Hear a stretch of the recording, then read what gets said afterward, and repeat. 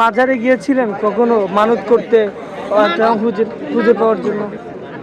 মানত করতে যাই নাই কখনো। আমি সিলেটে একবার শুটিংয়ে গিয়েছিলাম, ওখানে সিলেট মাজারে গিয়েছি। আর আমার বাসা খুলনাতে, তো ওখানে বাগেরহাট মাজারে আমি গিয়েছি। আচ্ছা, হুজুর ছেলে পছন্দ করার কারণটা কি? সেটা ফ্যামিলির জন্য?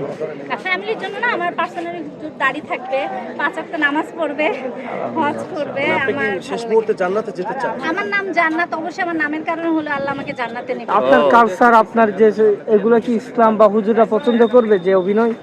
আসলে ওই যে বললাম যে আসলে কার ভাগ্যে আল্লাহ কি লিখে রাখে এটা তো বলা যায় না। আমার কপালে যদি থাকে একজন হাজী সাহেব আমার হাজবেন্ড হতেই পারে। আর আমার কালচার, আসলে আমার এই কালচারটা তো খারাপ না, আমি তো খারাপ কিছু করছি না, তো আমার প্রফেশন।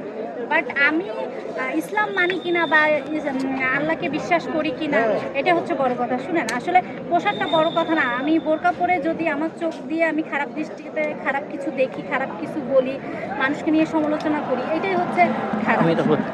আমি এটা প্রশ্ন করি, সেটা হলো কি, আপনি বললেন চোখ, অনেক মেয়েরা যে